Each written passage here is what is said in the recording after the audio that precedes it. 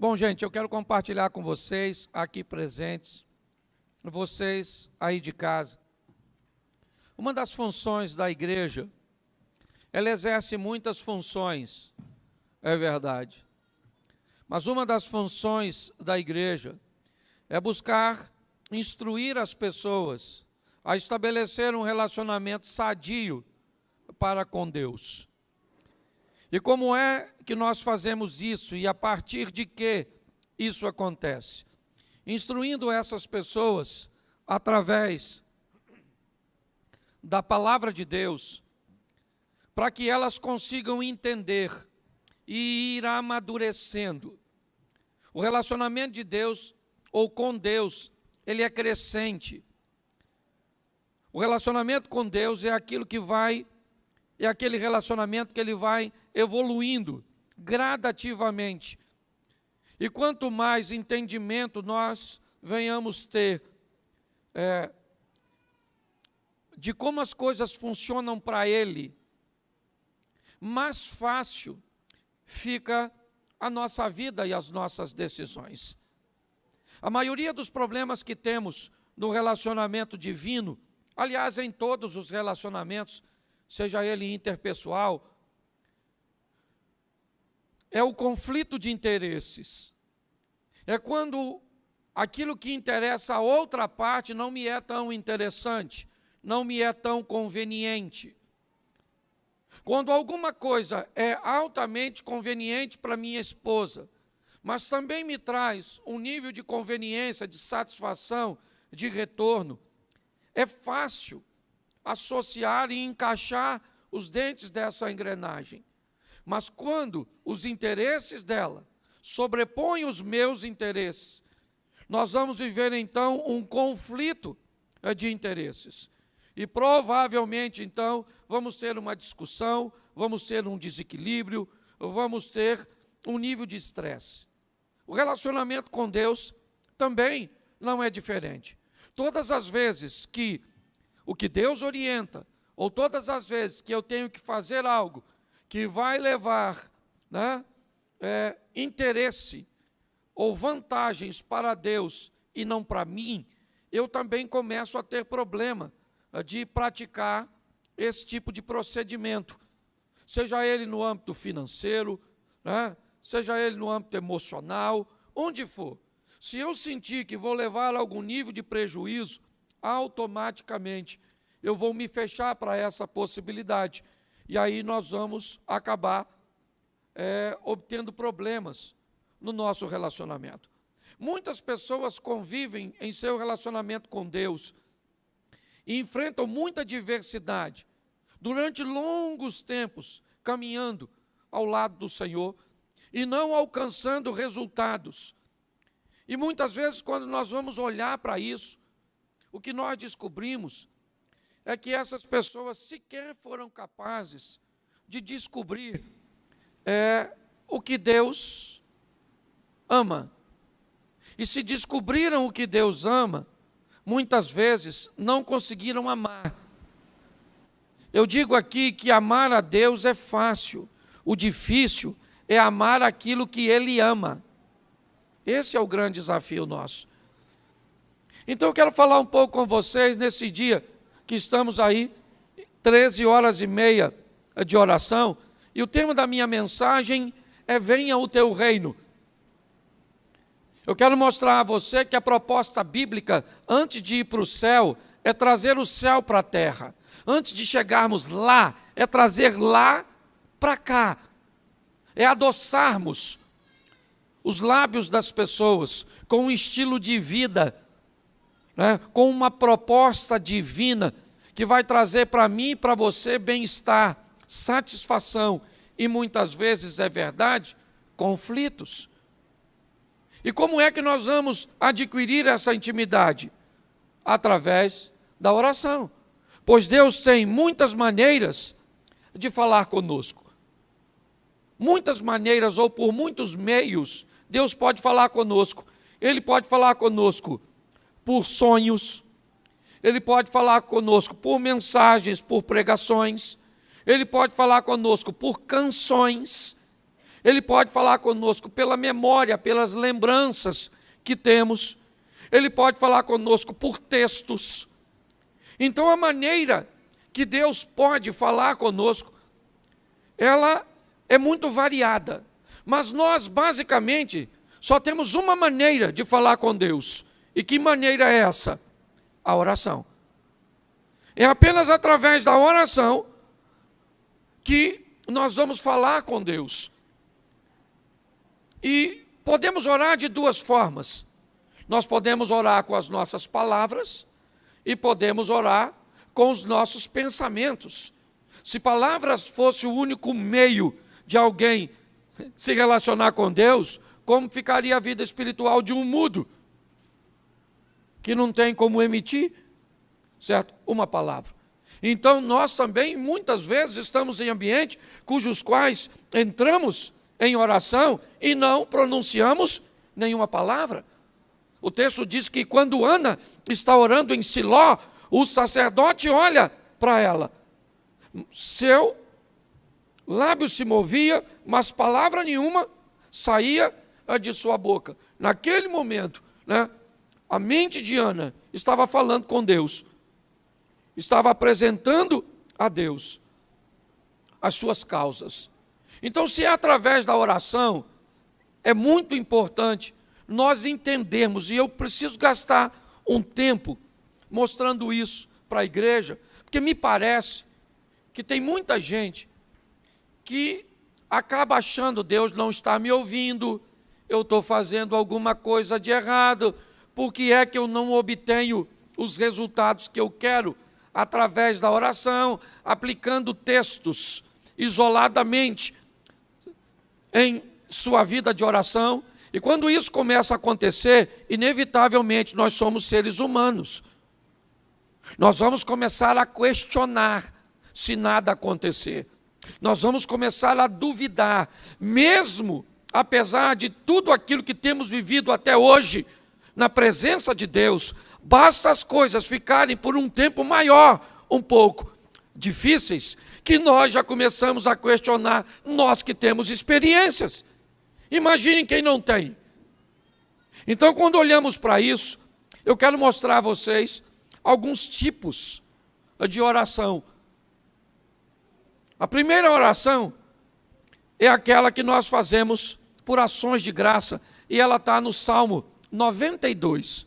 Quando nós olhamos, vai colocar aqui, Salmo 92. Como é bom render graças ao Senhor e cantar louvores ao teu nome, ó Altíssimo. Anunciar de manhã o teu amor leal e de noite a tua fidelidade. Só 5 versículos. Ao som da lira de 10 cordas e da citara e da melodia de harpa. Tu me alegras, Senhor, com os teus feitos. As obras de tuas mãos levam-me a cantar de alegria. Como são grandes as tuas obras, Senhor. Como são profundos os teus propósitos. Preste atenção, isso é uma oração. O indivíduo que está fazendo isso, o que ele está fazendo? Ele está rendendo graças. Ele está agradecendo a Deus por tudo aquilo que Deus tem feito.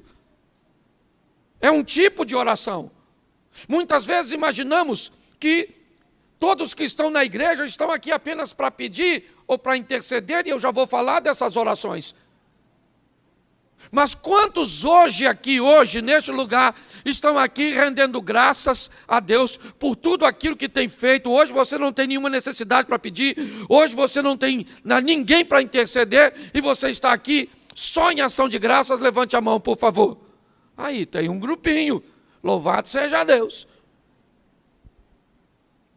Nós também temos o segundo modelo e tipo de oração, que é o Salmo 20, coloca para mim, o Salmo 20, ele é um modelo intercessório, que o Senhor te responda. Note que o indivíduo que está orando, ele está orando por alguém, ele está intercedendo por alguém, que o Senhor te responda no tempo da angústia, o nome do Deus de Jacó te proteja, do santuário te envie auxílio, e de Sião te dê apoio. Lembra-se de todas as tuas ofertas e aceite os teus holocaustos.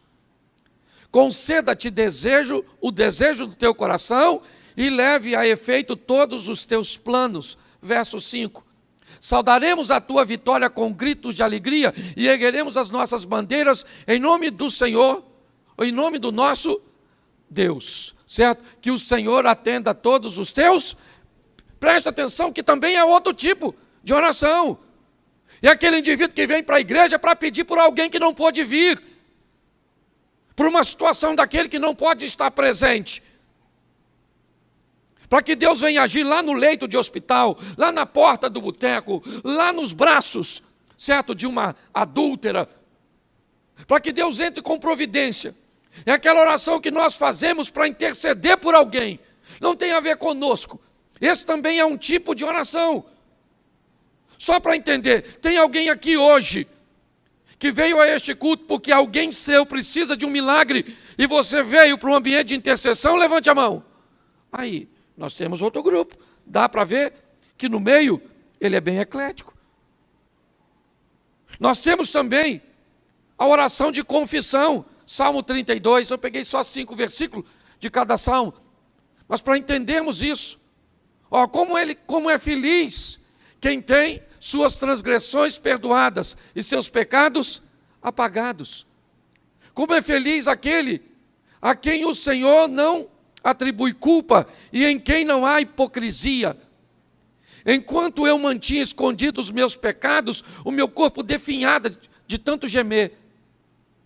Pois dia e noite a tua mão pesava sobre mim, minhas forças foram se esgotando como em tempo de seca.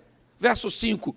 Então reconheci diante de ti o meu pecado e não me encobri as minhas culpas. Eu disse, confessarei as minhas transgressões ao Senhor e tu perdoaste a culpa do meu pecado. Preste atenção, que esse é o terceiro modelo. Que modelo é esse, pastor? O modelo de confissão. É aquela oração que eu venho me derramar diante de Deus e venho dizer para Ele quem eu sou de verdade, e muitas vezes vocês não sabem o que existe no meu íntimo, o que existe no seu íntimo. E nós vamos nos apresentar a Deus, às vezes, né, com ações de graças para agradecer. Muito obrigado a Deus por tudo aquilo que o Senhor tem feito. Às vezes nós vamos interceder, Senhor, entra com providência, lá com Isaías, como eu acabei de pedir a vocês, que orassem pelo rapaz. Às vezes com uma oração de confissão, onde você não olha para ninguém, porque eu tenho aprendido uma coisa, gente, na presença de Deus não dá tempo de olhar para os outros. Quando você vê alguém olhando o defeito do outro, sabe que ele está na presença de qualquer um, menos de Deus. Porque quando Isaías entra na presença de Deus, sabe o que ele diz? Ai de mim, que sou um homem de lábios impuros e habito no meio de um povo de impuros lábios. Quando você conversar com alguém que fala mal dos outros, pode ter certeza que o diabo está por perto. Quando você estiver perto de alguém que reconhece o defeito de alguém, mas está ali buscando levar a pessoa para o caminho, pode saber que o anjo do Senhor está pertinho, buscando ajudar. Então nós estamos aqui diante de uma oração de confissão, onde o indivíduo fala de quem ele é, que fala que confessou suas culpas. Eu separei 5 aqui, Salmo 113. Essa é aquela oração de adoração. Ó, louvem, ó servos do Senhor, louvem o nome do Senhor. Seja bendito o nome do Senhor desde agora e para sempre. Do nascente ao poente, seja louvado o nome do Senhor. Verso 4, o Senhor está exaltado acima de todas as nações, acima dos céus está a sua glória. Verso 5, quem é como o Senhor, o nosso Deus, que reina em seu trono nas alturas? Preste atenção, que isso é uma oração de quê? De adoração.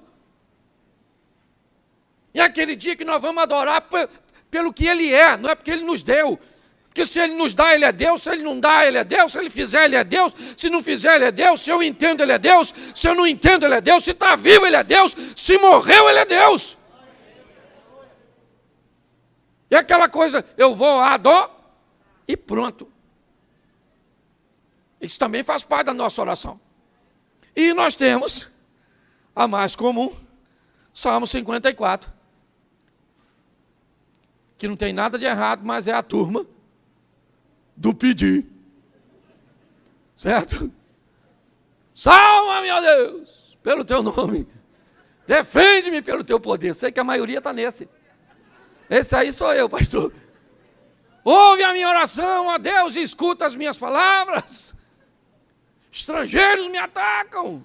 Homens cruéis querem matar-me, homens que não se importam com Deus. Certamente, Deus é o meu auxílio, o Senhor que me sustém. Recai o mal sobre os meus inimigos, extermina-os por tua fidelidade. Essa é a oração da petição. Certo? É a turma que veio pedir. Não vou perguntar quantos são, porque sou pastor e aprendi uma coisa. Esse é o maior grupo. Preste atenção. Na minha opinião, todas as orações são ouvidas por Deus. Amém? Porque Ele é onisciente. Antes de nós falarmos, Ele já sabe. Certo? E para mim, todas as orações são respondidas por Deus. Todas. Pastor, não concordo. Tem umas que Ele não responde.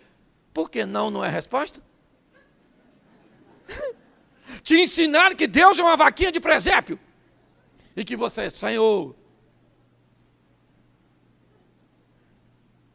Porque se fizer assim, o povo vai embora.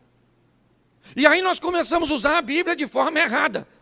Então, primeiro eu queria te dizer, de vez em quando chega na igreja para fazer uma oração de ações de graça. De vez em quando faça uma oração intercessória. De vez em quando confessa esses troços ruins. De vez em quando adora e de vez em quando pede. Balanceia o negócio. Então, na maioria das vezes, se não em todas, as orações são atendidas. Certo? Só que Deus também fala não. Poxa, pastor, não queria escutar isso. Pois é. Vê que hoje Deus fala não. Deus fala não, Deus fala não.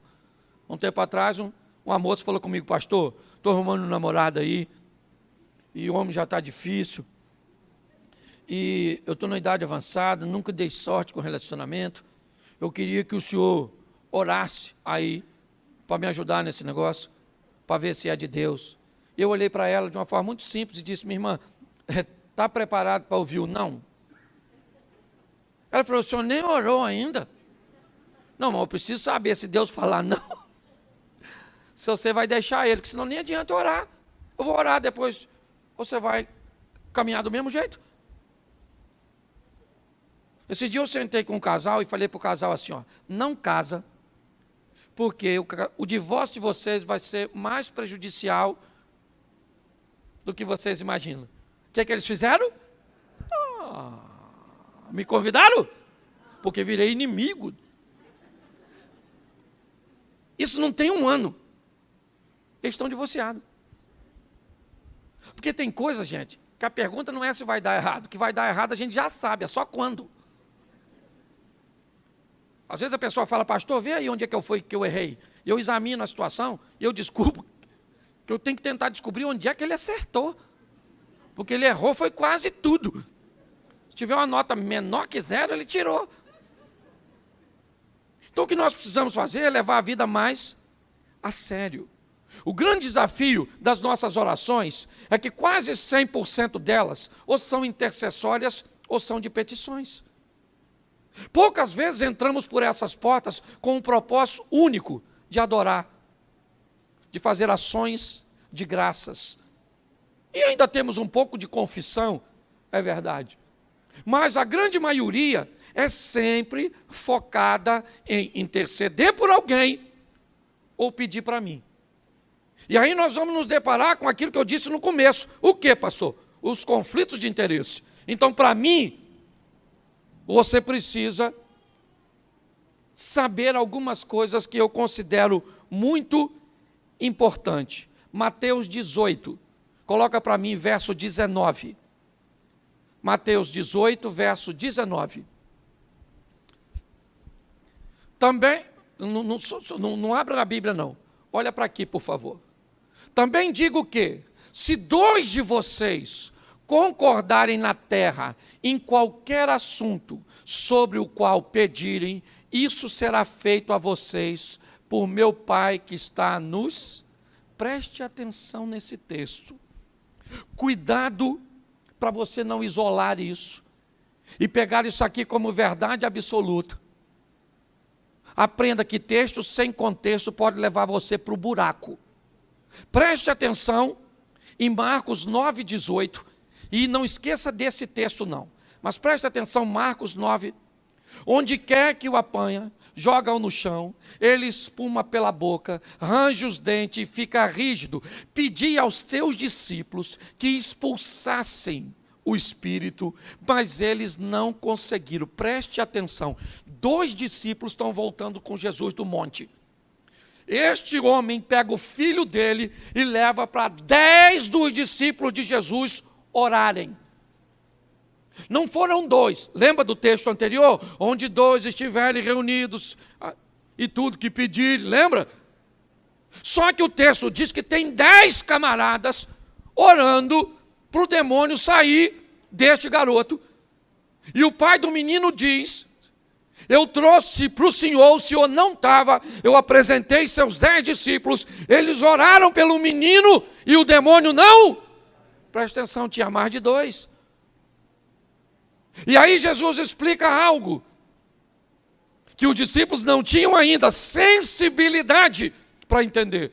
Muito mais do que poder de oratória, nós precisamos ter a sensibilidade para fazer a leitura espiritual do momento.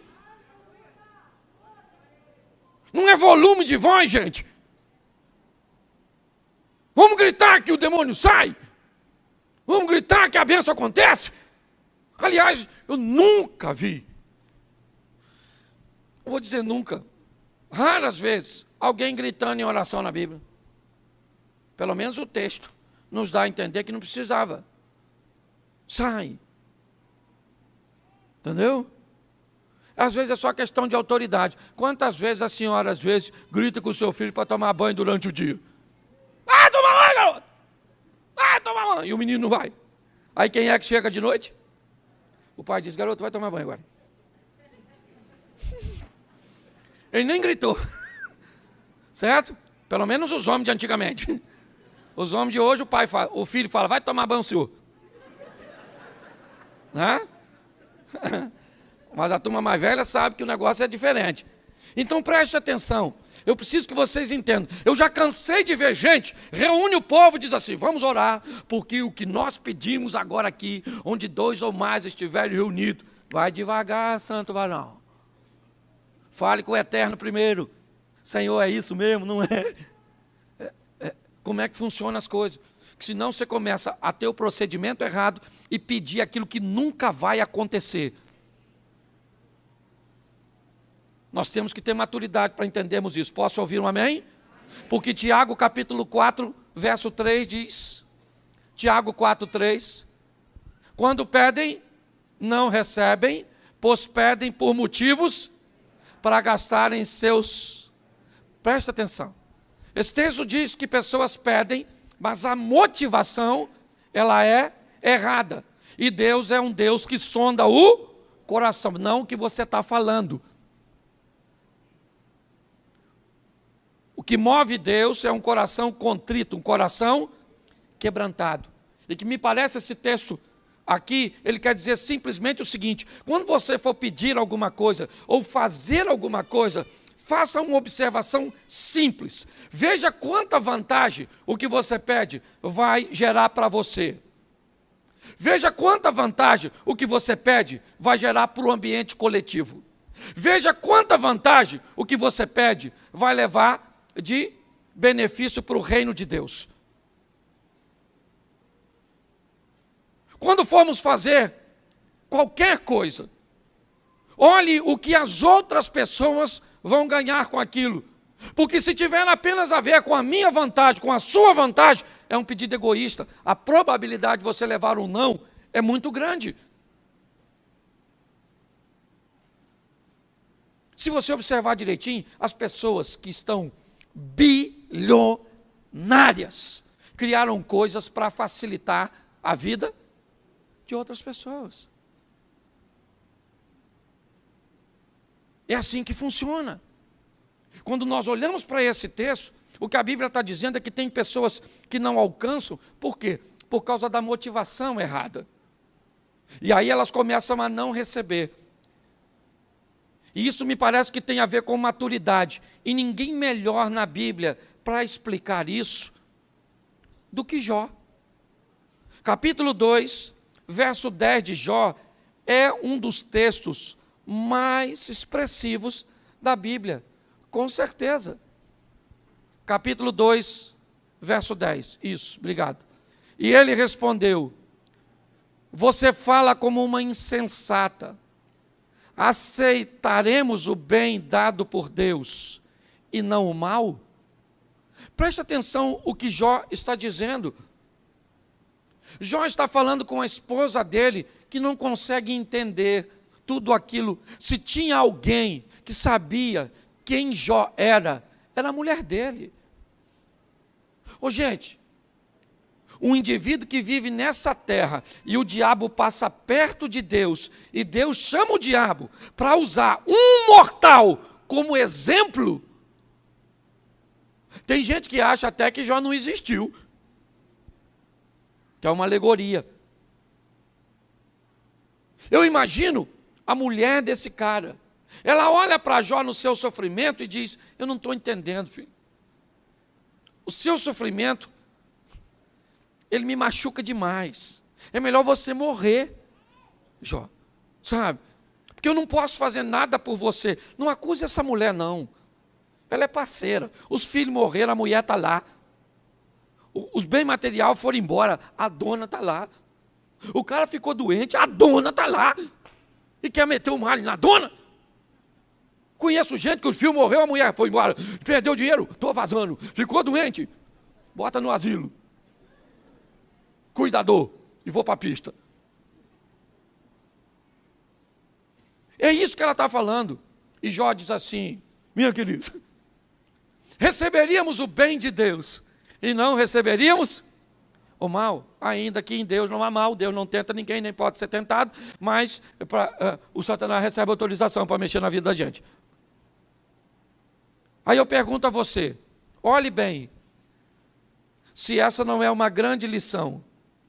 O que Jó está dizendo é o seguinte, para mim e para você: aprenda a viver com o sim de Deus e com o não de Deus. Só que nos ensinaram erroneamente que nós só íamos receber sim. Então preparei uns textos aqui para vocês e para mim também, que estou pregando para mim. 1 Samuel, capítulo 16, verso de número 1. 1 Samuel 16, 1. O Senhor disse a Samuel: o quê?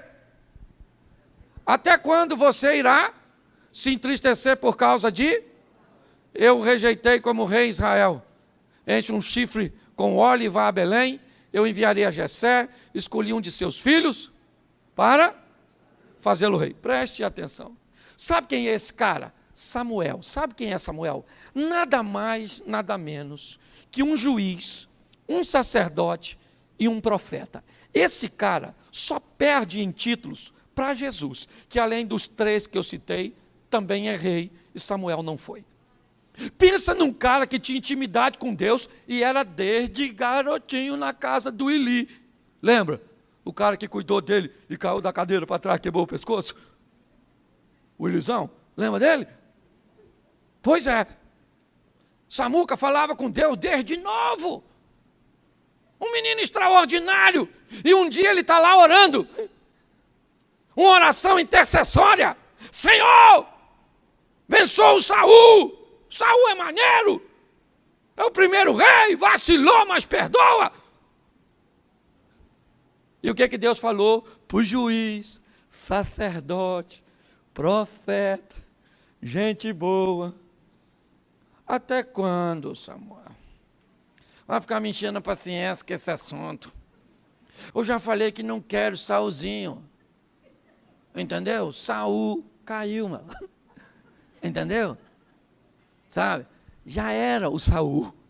Enche o teu vasinho de azeite, desce a Belém, porque já escolhi até outro rei para botar no lugar dele.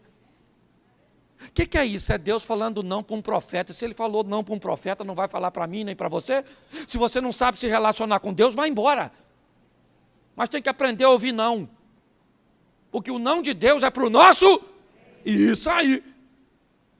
Então, Deus gostava do Samuel? Samuel estava em pecado? Fez alguma besteira? Não. Mas Deus disse não. Então, quando você for orar, veja se Deus vai falar não, não, não e não. Quer que eu desenhe? Não. Você quer mais exemplo? Separei 3. 2 Samuel, capítulo 12, verso 15 e verso 18 depois. 2 Samuel 15, verso 18. Isso.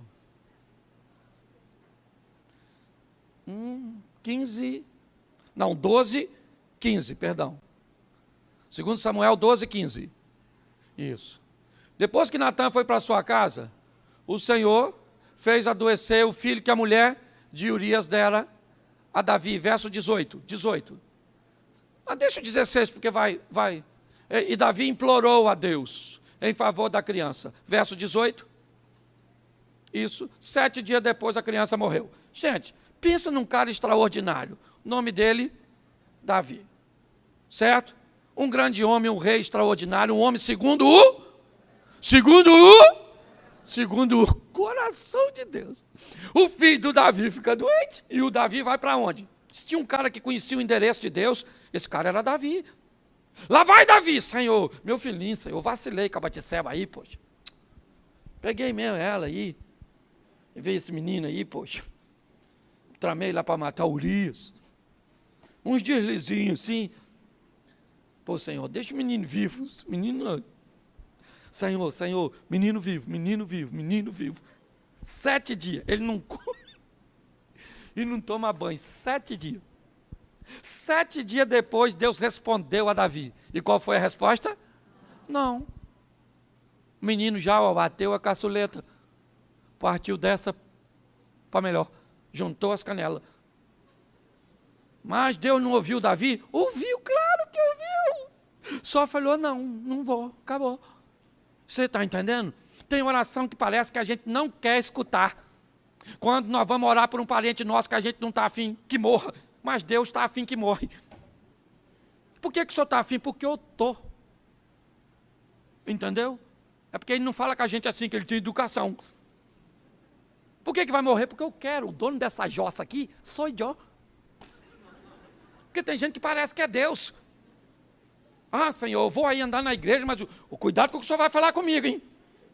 Senão eu vou embora, o senhor vai ver só, o senhor fica sem mim. Nossa, que prejuízo que Deus levou. Você está rindo, mas é sério. E você quer ver o absurdo dos absurdos? Mateus 26, 39. Mateus 26, 39. Indo um pouco mais adiante, prostrou-se com o rosto em terra e orou. Meu Pai, se for possível, afasta de mim este cálice. Sabe quem é esse? Orando. E o que ele falou? Pai, isso aí é a minha tradução. A chapa aqui está quente, mano. Os caras estão indo para a reta final. Os malucos aqui lideram, né? Esse quadrilha lá no Rio de Janeiro. Os caras perigosíssimos. Eles vão me matar. Então, vamos aqui, Fá. Se der aí, pai. Eu queria morrer assim, não. Poxa. Mas a intimidade era tão grande que a resposta já veio no meio da oração. Ele falou, mas contudo, já que a resposta é essa mesmo, né? Então cumpra assim mesmo, né? Vamos embora. Se não dá, deixa desse jeito. Você sabe quem ouviu a negatividade de Deus? O próprio Jesus. Então, gente, nós temos que ter maturidade. Agora, pastor, o que o senhor está dizendo? Eu estou dizendo que foi a única vez que Jesus ouviu não. Nas outras orações ele chegou a dizer, eu só estou clamando ao Senhor, e eu sei que o Senhor sempre me ouve, ele mesmo disse. Eu sei que o Senhor sempre me ouve. E Ele está ouvindo do mesmo jeito aqui. Só que, na maioria das vezes de Jesus, suas decisões que precediam a oração eram sempre assertivas.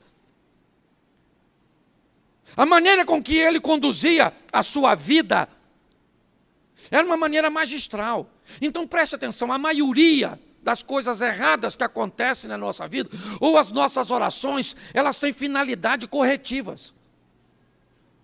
Elas parecem que entram em cena, não para me promover, não para me elevar, mas para que eu corrija erros que eu cometi anteriormente. E é por isso que está assim de gente na igreja, canalizando mais forças para corrigir erros do passado do que para empreender negócios do futuro. Me parece que é isso que está acontecendo. Porque Jesus é um exemplo de que Deus pode dizer não, sim. Davi é um exemplo de que Deus pode dizer não, sim. Samuel é um exemplo. Mas pega a história dos caras. Os caras são vencedores. Mas, em algum momento, tanto Samuel quanto Davi se equivocam. Jesus não. É um plano divino. O que ele está mostrando aqui é a natureza humana. É o que? É seu corpo tentando fugir da dor, da morte. Esse texto humaniza de uma forma sensacional ele. Muitas pessoas não oram porque têm medo da resposta. Então, querido, nunca deixe de orar. Nunca. 1 Tessalonicenses 5, certo? Orai sem, nunca deixe de orar. Porém, nunca se esqueça de com quem você está falando. Nunca se esqueça. Sempre vai prevalecer a vontade dele. Eu poderia ficar aqui hoje e usar um culto de domingo só para orações como essas duas que eu vou usar como exemplo agora. As mulheres de Atos 12:12, coloca aí rapidinho. Isso. Percebendo isso, ele se dirigiu à casa de Maria, mãe de João, também chamado Marcos, onde muita gente havia se reunido e estava orando. Preste atenção. Esse é o momento que Pedro é solto. Herodes havia mandado prender a Pedro. Depois de matar Tiago a espada, aquilo agradou. Pedro está preso. Seus recursos, não tem como tirá-lo dali. E o que tem? Gente orando na casa de Maria, mãe de João Marcos. E é para lá que Pedro vai. Depois que é liberto. O que é isso? Uma oração que entrou na presença de Deus e Deus ouviu positivamente. Mas qual é a diferença das outras três, pastor? Eram petições do mesmo jeito, de gente que Deus amava, mas estavam pedindo coisas que não estavam no plano de Deus. Esse é o grande desafio nosso. Antes de pedir alguma coisa, descubra se qual é o grau do que eu estou pedindo que interessa para Deus. E você vai ver que as coisas vão ficar muito mais fáceis. Gente, muito mais fáceis. Coloca isso na sua vida. Para de ser imediatista. Para de querer as coisas instantâneas. Minha mulher convive comigo, sabe, eu sou extremamente moroso, demorado. Às vezes as pessoas gostariam que eu fosse mais acelerado, que eu fizesse mais coisas. Agora pega os últimos 10 anos da minha vida e vê tudo que eu construí, fiz, como as coisas acontecem, quantas vezes eu levei um não de Deus. Porque antes de te buscar fazer alguma coisa, veja se o que você quer fazer está alinhado com o que Deus quer para você. Pare de usar os outros como medida. O carro dos outros não é para você, a vida dos outros não é para você, certo? A posição do outro não é para você. Quando eu era garoto ali na Praça da Mantiqueira, eu morava ali, lá em frente onde tem aquelas mesas de ping-pong, onde minha tia que me criou estava ali. E eu estudava no Monteiro Lobato. E a rodoviária era bem cá na frente, onde estão fazendo aquela lanchonete nova. E quando eu saía do colégio, quase todos os dias, que um ônibus estava saindo, Eu saía correndo com o ônibus para chegar em casa primeiro que ele. Agarrava minha mochilinha aqui, meu filho. E o ônibus ia, eu partia. Partia em quantas vezes eu ganhei do ônibus? Quantas vezes o ônibus ganhou de mim? E se você perguntar ao motorista, ele nem sabia que eu existo. Porque a competição estava apenas na minha cabeça. Aí a senhora compete com a mulher da sua família que emagreceu e a senhora ganhou os pesos que ela perdeu. Você já viu gente competitiva que usa os outros como medida? Para com isso. Descubra, sabe? Descubra. Eu gosto, né? Ezequias e Isaías. Uma oração no Velho Testamento. Senaqueribe cercou tudo, não tem rota de fuga. Os dois camaradas clamam a Deus: Senhor, olha aí o que está acontecendo. Deus envia recursos, os céus se abrem, a batalha ganha. Por quê? Porque Deus estava no negócio. Gaste um pouco de tempo. Sabe quem vai abrir um negócio? O que faz quando é sério? Quando alguém é sério e quer abrir um negócio, ele estuda o mercado no local onde ele quer abrir. A potencialização do produto que ele planeja vender. O preço médio que as pessoas que estão interessadas no seu produto são capazes de pagar. Porque às vezes o produto é bom, mas se for colocado no lugar errado, ele não vai ter sucesso. E aí parece que seu produto é ruim. E às vezes ele não é ruim, ele apenas está no lugar errado. Mas sabe o que as pessoas imaturas fazem? Mergulham de cabeça. E quando vai ver, quebram em lugares com coisas que poderiam prosperar. Reposicione-se, porque eu termino aqui. Ninguém melhor do que Jesus para dizer qual é a oração. O Pai Nosso não é uma oração para ser repetida. Ele é uma oração para ser implantada na vida. Repetir o Pai Nosso não é nada. O segredo do Pai Nosso é entender que não é eu vou para o teu reino, é venha o teu reino. O segredo do Pai Nosso é entender que o Pai e o pão são nossos, mas o reino e a vontade é dele. Que tem que ser santificado porque eu sou filho. Santificado seja o seu nome. Olha, Pai Nosso que estás, santificado seja o teu. Por quê? Porque eu sou filho. Sabe a santificação que diz no começo? É a tentação sendo vencida. Lá no final. Sabe qual é o problema, igreja? É que nos ensinaram apenas a ir para o céu. Pastor, o senhor acha isso pouco? Não. Eu só acho que quem aceitou apenas a proposta de ir para o céu só pegou 50% da mensagem. Esqueceu os outros 50%. Sem dúvida nenhuma, a parte mais importante é a vida eterna. Buscai primeiro o reino de Deus e a sua justiça. Mas as demais coisas vos serão. A preocupação de Deus sempre foi essa. Alguém que o ímpio, que o pecador, que o sofrido possa olhar e dizer: esse estilo de vida eu gostaria para mim. Por muito tempo vivemos num ambiente compensatório. Se você não usa isso, se você não faz isso, se você não vai ali, aí você entra no céu. Não me ensinaram, quando eu me converti, a trazer o céu para a terra.